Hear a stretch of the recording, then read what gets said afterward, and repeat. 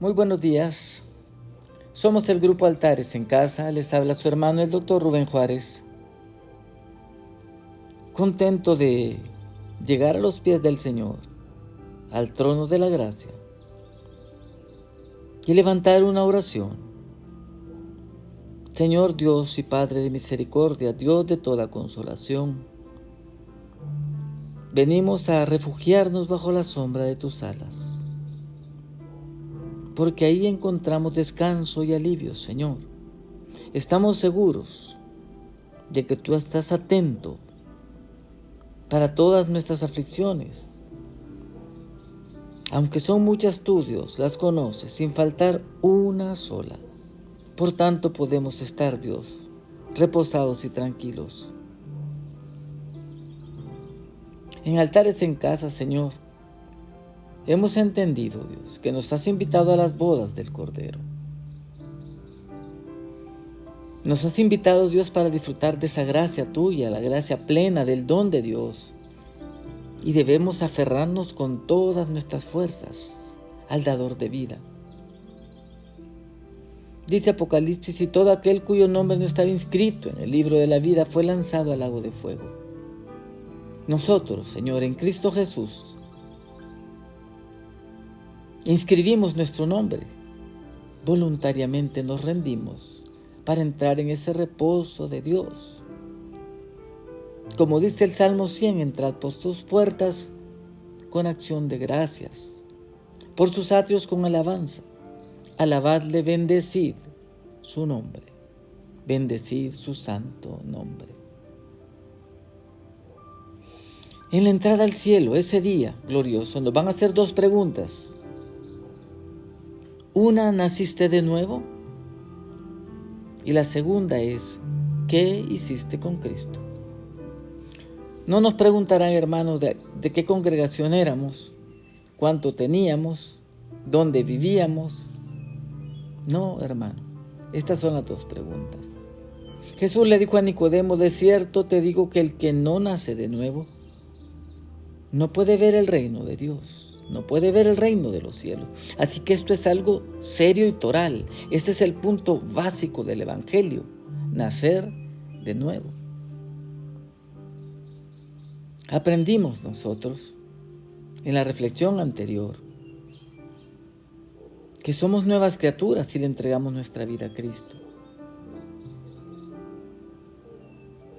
Romanos 6, verso 11 nos dice: así que consideraos vosotros muertos al pecado.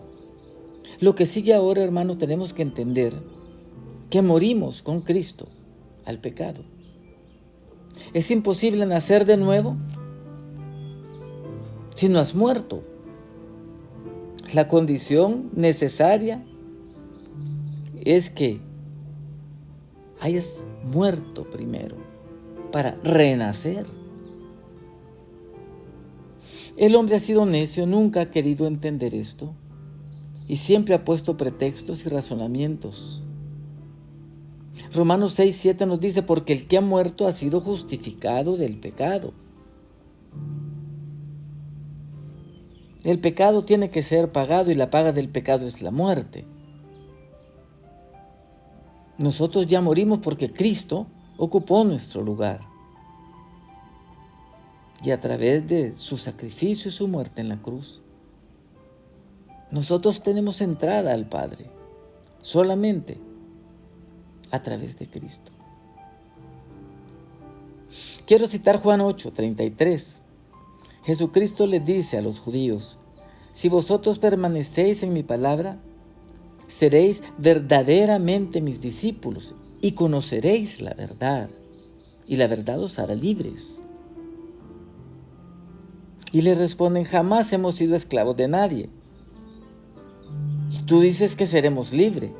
Nosotros somos hijos de Abraham, linaje de Abraham somos.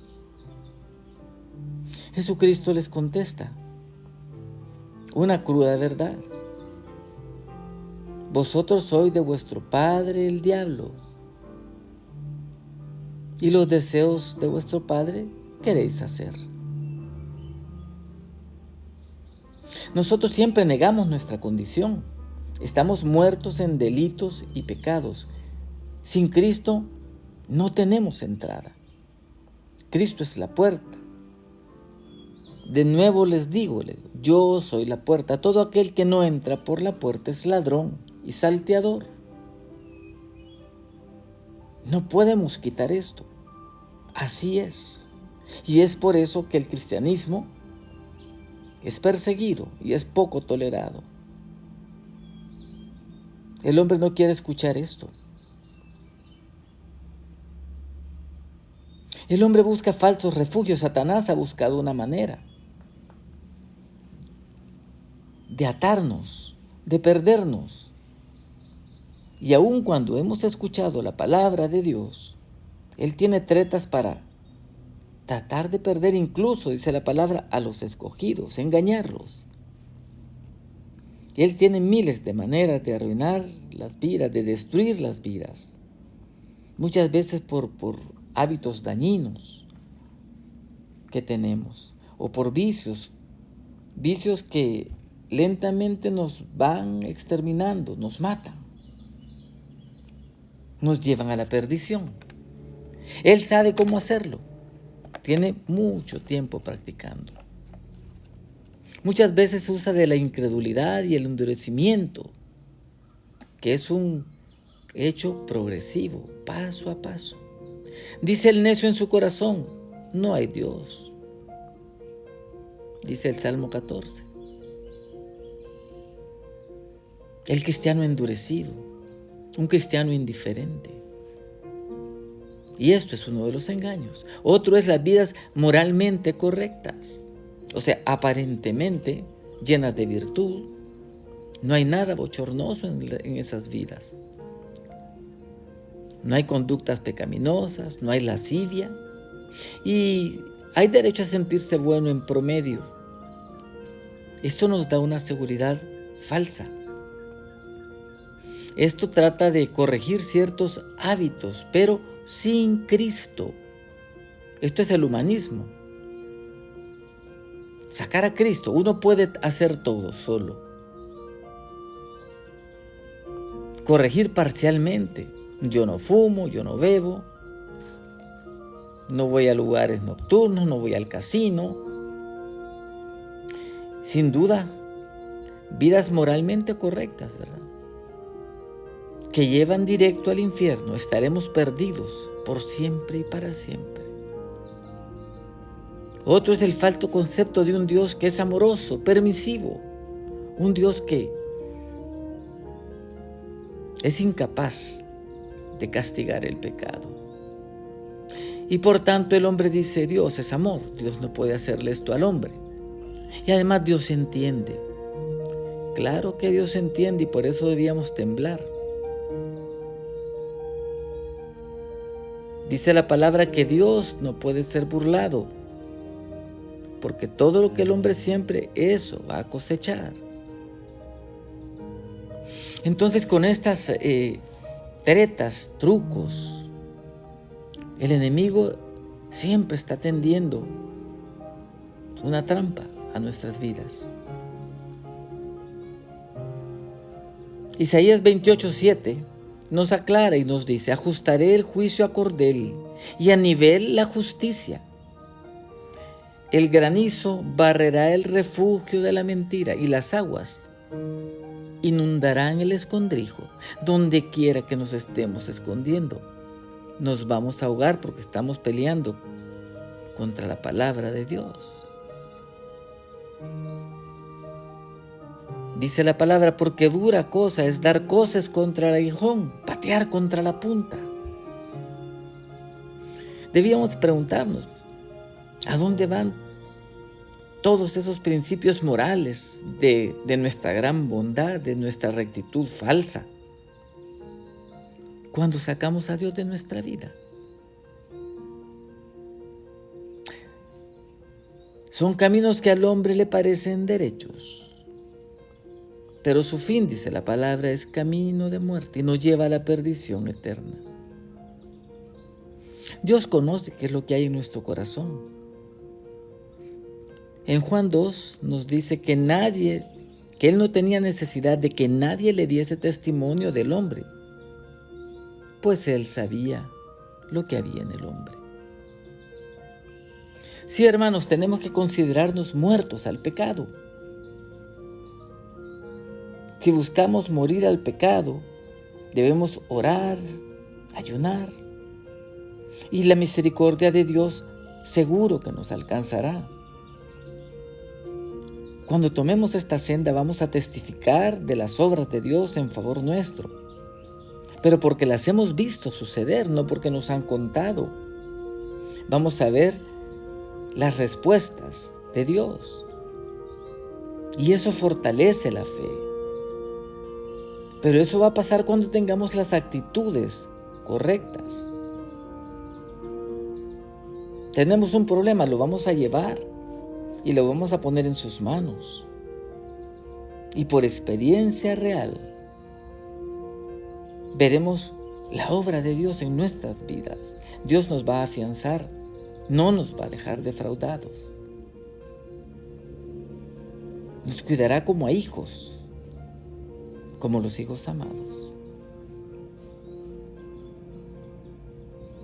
¿Cómo hacer morir el pecado? Debemos identificar la idolatría en nuestras vidas. Y no piense en lo tradicional de los ídolos. Piense en las distintas maneras de hacer idolatría en nuestras vidas. La gente depende muchas veces de lo que tiene.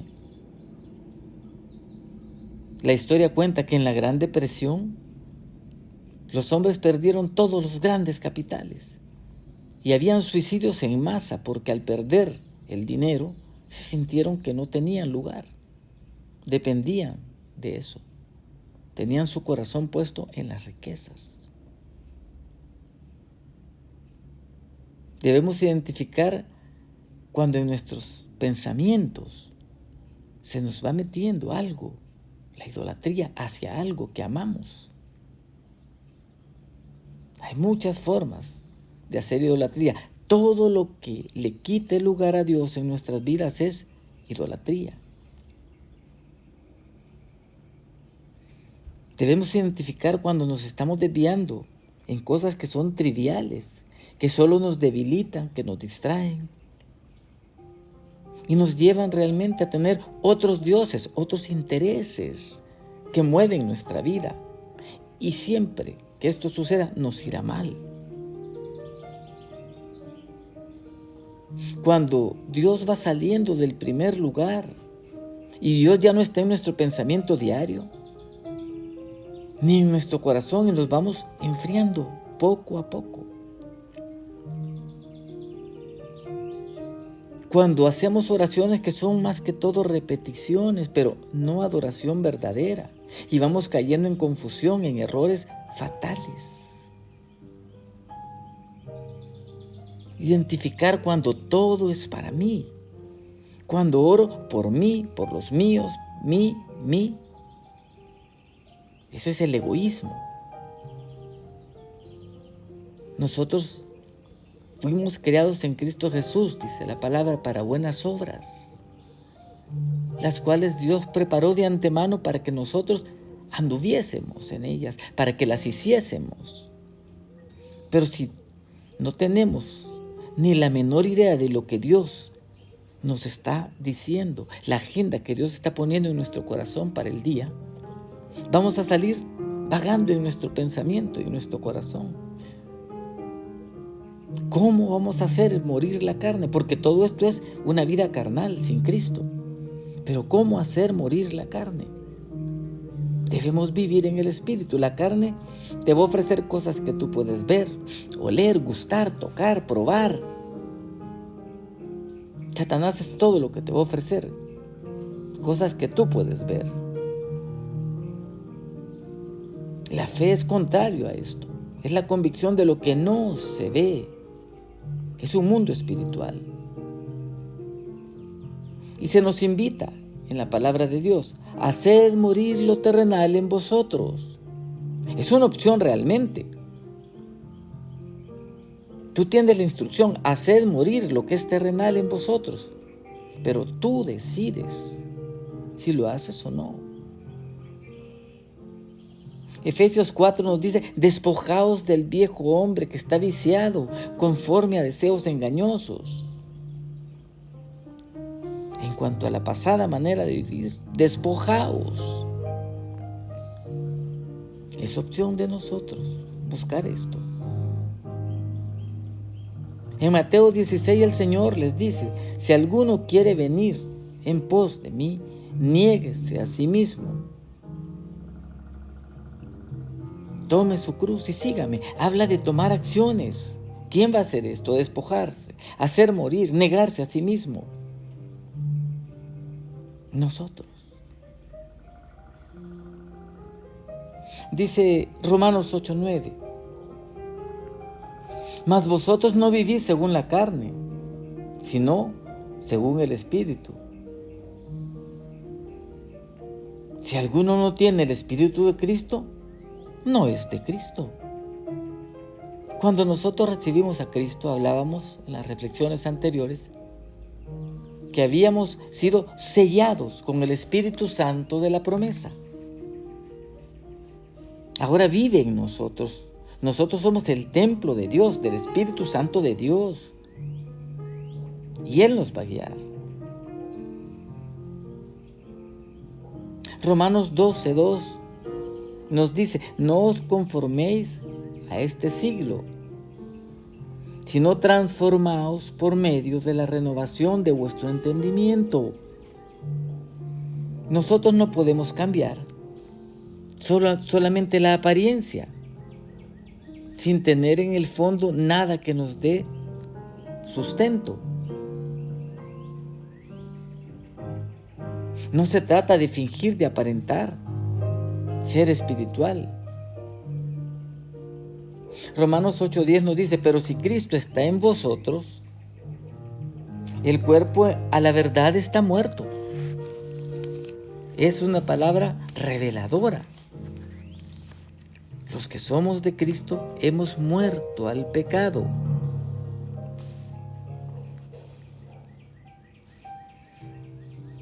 Dice Romanos 8:5, porque los que son de la carne piensan en las cosas de la carne, pero los que son del Espíritu, en las cosas del Espíritu.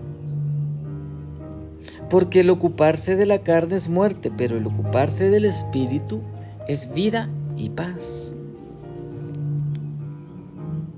Y escuche, por cuanto los designios de la carne son enemistad contra Dios, porque no se sujetan a la ley de Dios, ni tampoco pueden. Y los que viven según la carne no pueden agradar a Dios. Verso 9. Mas vosotros no vivís según la carne, sino según el Espíritu. Si es que el Espíritu de Dios mora en vosotros. Y si alguno de vosotros no tiene el Espíritu de Cristo, no es de Él. Así que, hermanos, somos deudores no a la carne, para que vivamos conforme a la carne, porque si vivís conforme a la carne, moriréis.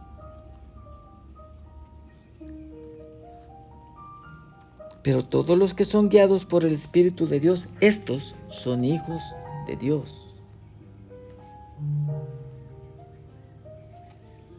Muertos al pecado, hermanos, hemos muerto al pecado. Satanás quiere poner nuevamente la venda para que, habiendo comenzado, como decía el apóstol Pablo, por el Espíritu terminemos en la carne.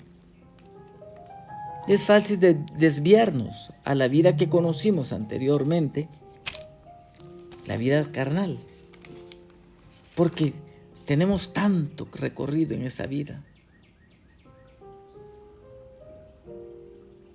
Pero si nosotros nos proponemos darle el primer lugar a Dios sobre todas las cosas, porque Él es el único digno de honor, de adoración, y nuestra fe en Cristo es completa y decidida,